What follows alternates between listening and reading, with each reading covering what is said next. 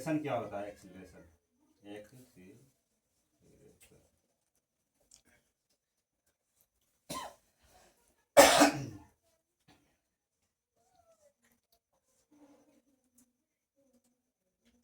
Acceleration बोलो तो क्या होता है एक्सीलरेशन? वेलोसिटी में चेंज करता है तो एक्सेलरेशन आता है। वेलोसिटी में चेंज करने का रेट पर सेकेंड वेलोसिटी में जितना चेंज होता है उसको एक्सीलरेशन कहते हैं। समझेंगे कैसे? देखो, मान लो एक ब्लॉक है, ठीक है, इसका अभी भी t इक्वल टू 0 पर जो वेलोसिटी, चूंकि स्ट्रेट लाइन मोशन है तो वेलोसिटी और स्पीड मैग्नीट्यूड का बात कर रहे हैं हम लोग, तो सेम लेंगे। वेलोसिटी सपोज करो कि 10 मीटर पर सेकेंड है इस पोजीशन में। अब 1 सेकेंड के बाद t इक्वल टू 1 पर इसका वेलोसिटी 13 मीटर पर सेकेंड हो जाता है। फिर t इक्वल टू 2 सेकेंड पर 0 से 1 इंटरवल 1 सेकेंड का, 1 से 2 इंटरवल 1 सेकेंड का, ठीक है। यहाँ हो गया 16 मीटर पर सेकंड 16 मीटर पर सेकंड पर सेकेंड। यहाँ हो गया कितना हो जाएगा? 19 मीटर पर सेकंड 19 मीटर पर सेकंड। पर सेकेंड। देख रहे हो पर सेकेंड वेलोसिटी में चेंज कितना हो रहा है? 3 का है ना। पर सेकेंड वेलोसिटी में जितना चेंज होता है इसी को हम लोग एक्सीलरेशन कहते हैं। यहाँ एक्सीलरेशन है 3 मीटर पर सेकेंड का चेंज, यानी कि dv अपॉन dt कहो इसको, या एवरेज में del v upon del t होता है, या फिर v2 minus v1 upon t2 minus t1। ये फाइनली क्या है? 3 मीटर पर सेकेंड स्क्वायर, ये जो यूनिट है। देखो वेलोसिटी में चेंज कर रहा है ना, पर सेकेंड जितना का चेंज होता है उसी को हम कहते हैं एक्सीलरेशन।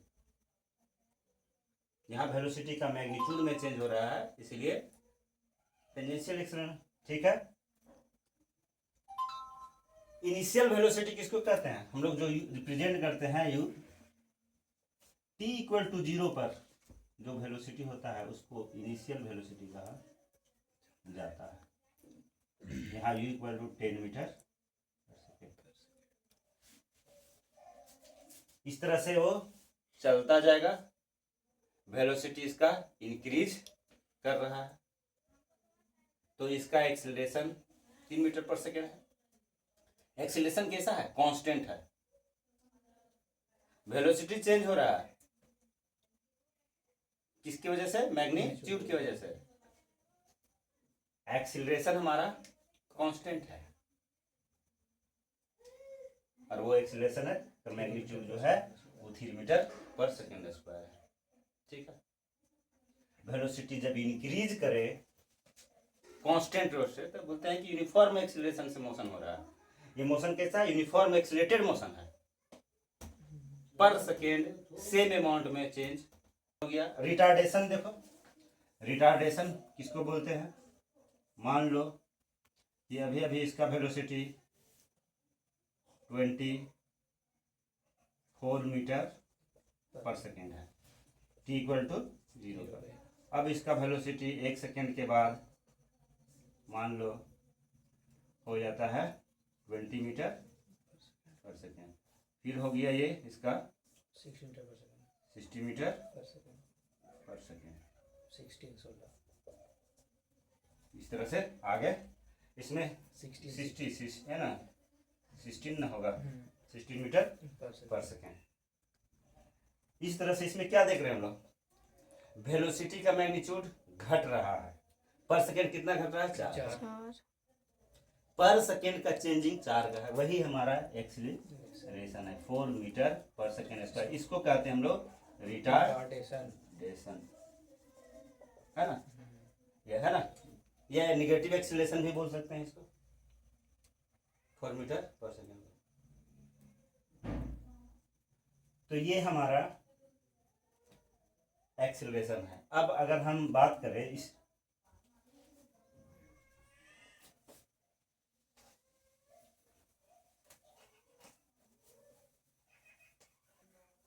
मान लो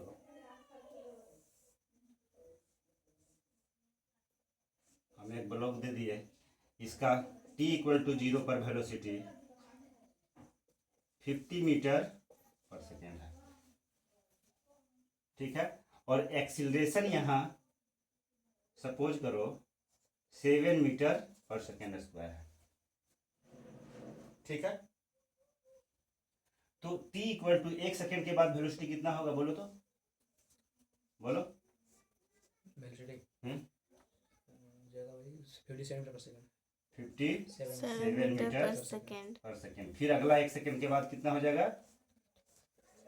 65 मीटर पर सेकंड। 64 ना होगा 64 हाँ।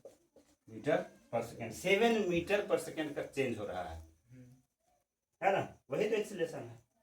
इस तरह से आगे अगर हम बढ़े,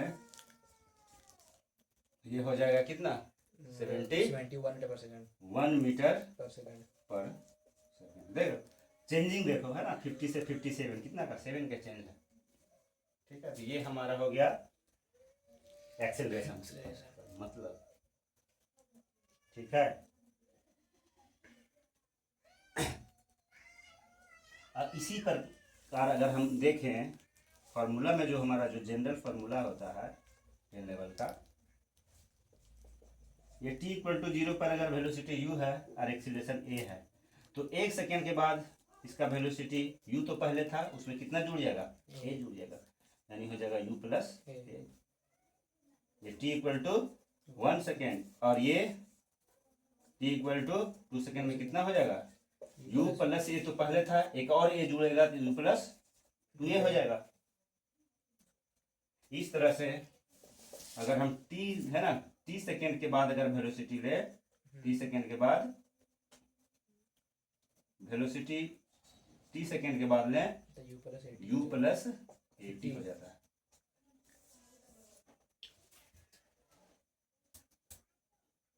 ये हमारा इस तरीके से वेलोसिटी में चेंज हो रहा है, और उसका है ना हिसाब किताब है कि किस तरह से हम निकाल सकते हैं, मौखिक निकाल सकते हैं, है ना। फार्मूला तो बाद में देखेंगे, फार्मूला देखो, फार्मूला आ गया, है ना।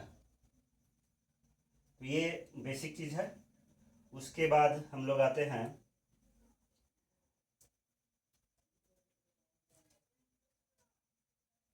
डिस्प्लेसमेंट या डिस्टेंस निकालने का, कि कैसे डिस्टेंस निकलता है। तो हम लोग कांस्टेंट वेलोसिटी से अगर चले, जैसे एग्जांपल के लिए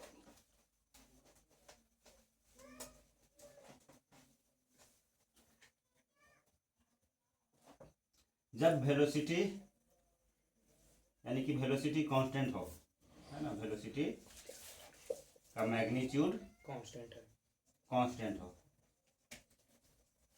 मतलब क्या हुआ एक्सप्रेशन 0, ठीक है। कांस्टेंट वेलोसिटी से जब चलेगा कोई पार्टिकल, मान लो कि 10 मीटर पर सेकेंड का स्पीड से चल रहा है, तो 10 मीटर पर सेकेंड, 10 मीटर पर सेकेंड, 10 मीटर पर सेकेंड, 10 मीटर पर सेकेंड, वो कंटिन्यूअसली कांस्टेंट वेलोसिटी से सेम डायरेक्शन में, एक्सट्रेट मोशन है इसलिए सेम डायरेक्शन में चलता रहेगा। तो 10 मीटर पर सेकेंड है उसका वेलोसिटी, इसका मतलब 1 सेकेंड में 10 मीटर चलेगा, 2 सेकेंड में 20 मीटर, 20 मीटर चलेगा, है ना, 3 सेकेंड में 30 मीटर, 30 मीटर चलेगा। इस तरह से हम उसका डिस्टेंस को निकाल सकते हैं। निकाल सकते हैं, और वो फार्मूला हो जाएगा एस इक्वल टू, क्या कर रहे हैं, वेलोसिटी वेलोसिटी को टाइम से मल्टीप्लाई कर दे रहे हैं, एस इक्वल टू वेलोसिटी। लेकिन जहां वेलोसिटी में चेंज हो रहा हो, कांस्टेंट वेलोसिटी नहीं है, अभी कुछ थोड़ा हम अभी 10 मीटर पर सेकंड है, कुछ देर के बाद 10.5 हो गया, फिर 11 मीटर पर सेकंड हो गया। इस तरह से एक्सीलरेटेड मोशन में धीरे धीरे वेलोसिटी क्या होता है, बढ़ता है। तो उस केसेस में हम लोग डिस्टेंस या डिस्प्लेसमेंट को कैसे निकालते हैं? हम लोग डिस्टेंस या डिस्प्लेसमेंट को या तो इंटीग्रेशन करके निकालेंगे या फिर ग्राफिकल मेथड है, ग्राफिकल मेथड भी है ना।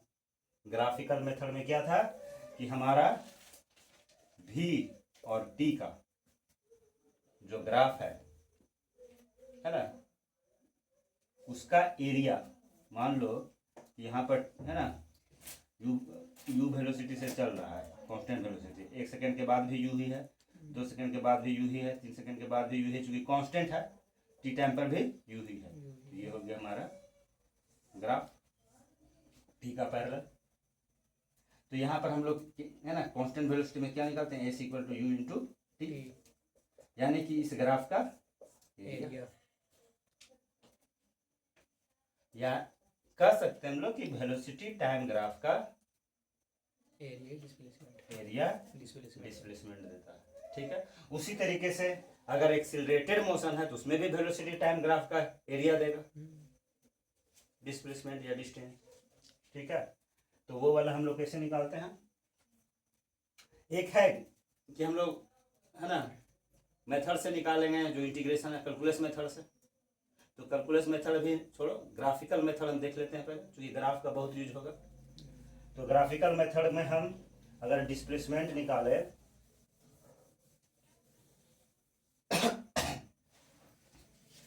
तो ये मान लो कि ये t और v का ग्राफ है। ठीक है, initial velocity t equal to 0 पर u है। अब ये वेलोसिटी अगर कांस्टेंट वेलोसिटी से इंक्रीज कर रहा है तो ये हमारा ग्राफ ऐसा होगा। क्यों? देखो ये v है ना, यहाँ पर देखो v equal to at plus u, y equal to mx plus c, ये है t, x, स्लोप हमारा क्या है a, तो ये एक स्ट्रेट लाइन का इक्वेशन बन गया। u हमारा t हमारा जब 0 तब v का वैल्यू u, यानी कि ये जो है इंटरसेप्ट, y इंटरसेप्ट निकल गया ना। अभी हम लोग देखे कि यही है ना, अगर कांस्टेंट एक्सीलरेशन से चल रहा है तो यही हमारा इक्वेशन होगा। तो v इक्वल टू यू है ना, u प्लस ए टी, तो है ना हमारा t का वैल्यू जब 0 करते हैं तो u आया। अब जो है ये जो स्लोप हो गया, यानी कि ये जो स्लोप होगा थीटा, ए इक्वल टू क्या हो गया, टेन थीटा, है ना। यानी कि स्लोप ही बताएगा, vt ग्राफ का स्लोप बतलाएगा एक्सीलरेशन क्या है ना। अब इसका ग्राफ तो लिखे सकते हैं, मान लो t टाइम तक दिए हैं तो ये हो गया ग्राफ, है ना। हमको क्या निकालना था, इसका एरिया। ये एरिया निकाल लेते हैं और फिर एरिया निकाल लेते हैं और दोनों को जोड़ देते हैं। टोटल एरिया जो होगा वो हमारा डिस्प्लेसमेंट देगा। तो ये तो हमारा सिंपली है ut,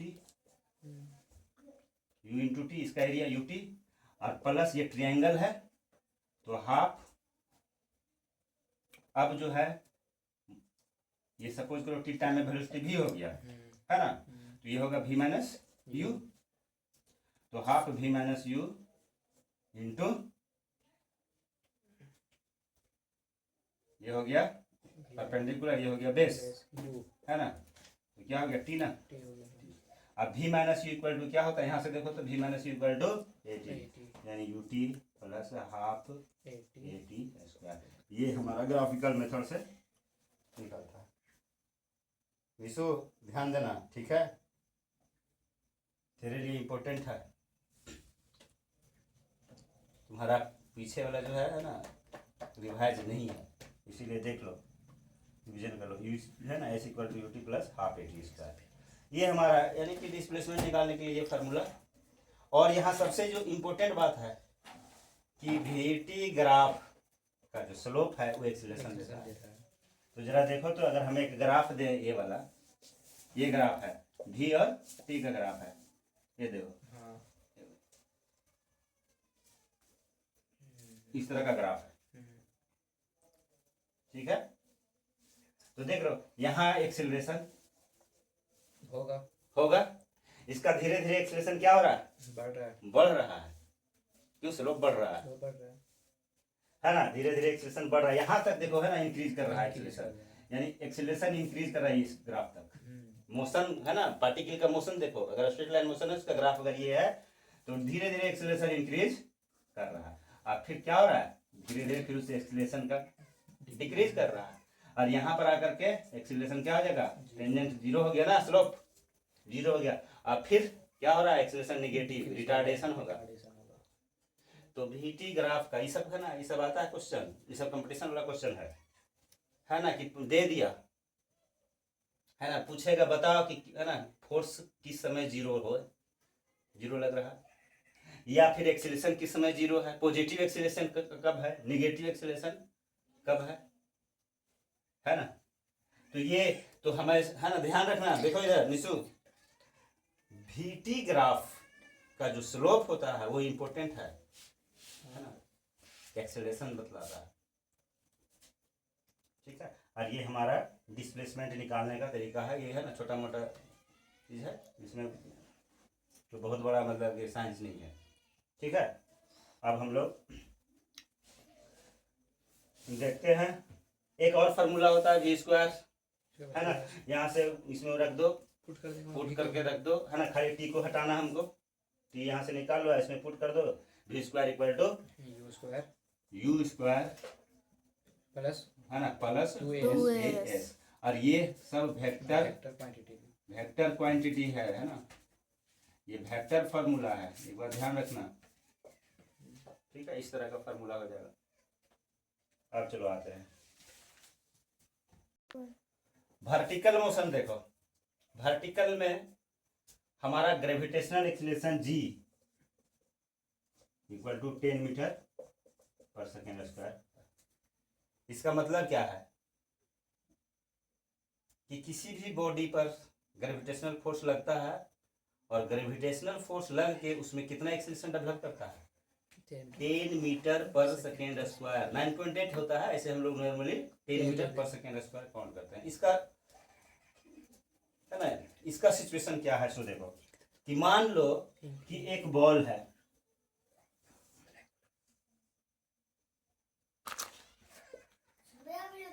इसका t = 0 पर वेलोसिटी सपोज कर लो 60 मीटर/सेकंड। बॉल को थ्रो कर दिए, वर्टिकली अपवर्ड डायरेक्शन में प्रोजेक्ट कर दिए, उसका सिचुएशन क्या होगा, बॉल का वेलोसिटी धीरे धीरे घटेगा, डिक्रीज करेगा, और मैक्सिमम हाइट पर जा करके एक समय क्या होगा, वेलोसिटी 0 हो जाएगा, और उसके बाद वेलोसिटी धीरे धीरे इंक्रीज करेगा, और फिर इसी पोजीशन पर आएगा, और वेलोसिटी का मैग्नीट्यूड फिर 60 मीटर/सेकंड हो जाएगा, और डायरेक्शन चेंज कर जाएगा, ठीक है। देखो कैसे होता है, t = 0 पर 60 मीटर/सेकंड है, 1 सेकेंड के बाद वेलोसिटी क्या होगा, 50 मीटर/सेकंड। एक्सीलरेशन हमारा 10 मीटर/सेकंड² है, मतलब वेलोसिटी में चेंज कितना का होगा, 10 का। घटेगा कि बढ़ेगा, घटेगा, तो कितना हो जाएगा, 50 मीटर/सेकंड। फिर अगला 1 सेकंड में क्या हो जाएगा वेलोसिटी, 40 मीटर/सेकंड। 40 मीटर/सेकंड। फिर अगला 30 मीटर/सेकंड। 30 मीटर/सेकंड। फिर अगला 20 मीटर/सेकंड। 20 मीटर/सेकंड। फिर 10 मीटर/सेकंड। 10 मीटर/सेकंड। और फिर जी t = 6 पर है ना, यानी कि छठा सेकंड में t = 6 पर क्या हो जाएगा, वेलोसिटी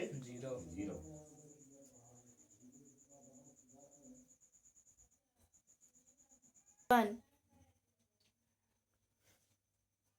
टी इक्वल टू कितना कितना सेकेंड लगा 6 जीरो होने में? 6 सेकेंड 6 सेकेंड लगा, यानी इसका टाइम ऑफ फ्लाइट जो होगा वो है ना 6 सेकेंड लगा। और फिर क्या होगा अगला 1 सेकेंड में, वापस है ना, जब वापस आएगा तो 10 मीटर तो पर टी सेकेंड, इक्वल टू है ना, फिर 1 सेकेंड के बाद क्या हो जाएगा 10 मीटर पर सेकेंड, 10 मीटर 10 मीटर पर सेकेंड, 10 मीटर पर सेकेंड, 1 सेकेंड में फिर 20 मीटर पर सेकेंड, 30 फिर मीटर पर सेकेंड 30 मीटर पर सेकेंड, इस तरह से इंक्रीज करेगा, रिड्यूस कर देंगे। फिर जब नीचे आ जाएगा 60 मीटर पर 60 मीटर पर पर सेकेंड। सेकेंड हो जाएगा। किसी बॉल को जब थ्रो करते हैं वर्टिकली अपवर्ड डायरेक्शन में, तो पर सेकेंड वेलोसिटी में जो चेंज होता है वो 10 होता है, 9.8 यानी 10 लगभग, ठीक है। तो वेलोसिटी में चेंज कर, है ना, चेंज का जो रेट होता है उसी को हम लोग एक्सीलरेशन कहते हैं। यहाँ एक्सीलरेशन 10 मीटर पर सेकेंड स्क्वायर होता है, ग्रेविटेशनल एक्सीलरेशन। तो इस तरह से हम हर एक सेकेंड पर कितना वेलोसिटी है निकाल सकते हैं। जैसे मान लो टी इक्वल टू 0 पर 60 मीटर पर सेकेंड था, हाँ टी इक्वल टू हाफ पर कितना होगा, तो टी इक्वल टू हाफ पर 60 से, है ना, कितना जाएगा 55 55 मीटर पर सेकेंड होगा। क्यों, 1 सेकेंड में 10 डिक्रीज होगा, तो हाफ सेकेंड में 5 ही डिक्रीज करेगा ना। हाँ। ये धीरे धीरे घटते घटते घटते घटते वेलोसिटी 0 हो जाता है, फिर धीरे धीरे बढ़ते बढ़ते बढ़ते बढ़ते वेलोसिटी फिर मैक्सिमम हो जाता है। और इस तरह से हमारा वर्टिकल मोशन होता है। इसमें कितना हाइट तक गया, तो सिंपली है s equal to u t plus half a t square पर रख दो, क्योंकि ये एक डिस्प्लेसमेंट फार्मूला है इसलिए साइन के साथ रखना, ठीक है। हाफ ए टी स्क्वायर, यहाँ t equal to 6 second put करो, और यू का वैल्यू हमारा 60 मीटर पर सेकेंड है, और टाइम हो गया, ए का वैल्यू 10 मीटर पर सेकेंड, जी पुट कर दो। डिस्प्लेसमेंट कितना हाइट तक गया वो निकल जाएगा। 2 सेकेंड में कितना हाइट तक गया, 1 सेकेंड में कितना ऊपर गया, 1 सेकेंड का वैल्यू पुट करो। 2 सेकेंड में कितना गया, 2 सेकेंड का वैल्यू पुट करेंगे। इस तरह से हम टोटल हाइट हर पोजीशंस पर निकाल सकते हैं, ठीक है। तो ये हमारा हो गया वर्टिकल डायरेक्शन में मोशन, टाइम ऑफ फ्लाइट, है ना। हम लोग एक एवरेज है ना, तो बाद में बात करेंगे एवरेज का। और इसमें टाइम ऑफ फ्लाइट 12 सेकेंड हो गया, टाइम ऑफ फ्लाइट 6 सेकेंड जाने का, 6 सेकेंड आने आने का। का, है ना। अब मान लो हम एग्जांपल दे,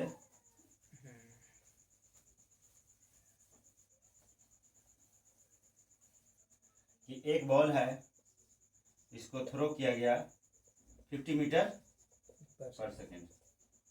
बताओ जाने में मैक्सिमम हाइट तक जाने में कितना टाइम लगेगा, तो टी इक्वल टू 5 सेकेंड। क्यों, 1 सेकेंड है में, ना, 1 सेकेंड में 10 का चेंज होगा, 10 घटेगा, है ना। तो टोटल 0 होने में मैक्सिमम हाइट पर क्या होता है, 0 हो जाएगा। हाँ, तो कब 0 होगा, 5 सेकेंड सेकेंड में, में है ना, क्योंकि 1 सेकेंड में 10 कम होगा। 40 होगा मीटर, है ना, 1 सेकेंड पर। तो इस तरह से घटते घटते 5 सेकेंड में 0 हो जाएगा, और फिर वहां से नीचे आएगा, और फिर 5 सेकेंड में इसी पोजीशन में पहुंचेगा, डायरेक्शन चेंज हो जाएगा 50 मीटर पर सेकेंड, फिर से उसका वेलोसिटी का मैग्नीट्यूड 50 मीटर पर सेकेंड पर सेकेंड हो जाएगा। तो टोटल टाइम ऑफ फ्लाइट कितना हो जाएगा, 10 सेकेंड का। तुमसे पूछे कि बताओ कि एक बॉल को हम 80 मीटर पर सेकेंड का वेलोसिटी से प्रोजेक्ट किया अपवर्ड, 3 सेकेंड में इसका वेलोसिटी क्या होगा, टी इक्वल टू 3 पर इसका वेलोसिटी क्या होगा, तो कितना हो जाएगा 50 मीटर पर सेकेंड, है ना। 1 सेकेंड में 70 होगा, फिर 60 होगा, फिर 50 हो जाएगा 50 मीटर पर सेकेंड, है ना। 80 होगा, फिर 70 होगा, फिर 60 होगा, फिर 50 मीटर पर सेकेंड। तो हर सेकेंड का वेलोसिटी हम निकाल सकते हैं। एक्सीलरेशन का मतलब समझ में आ रहा है ना, कि एक्सीलरेशन किसको कहते हैं, वेलोसिटी में चेंज जो पर सेकंड जितना इंक्रीज कर रहा है या डिक्रीज कर रहा है, उसी को हम एक्सीलरेशन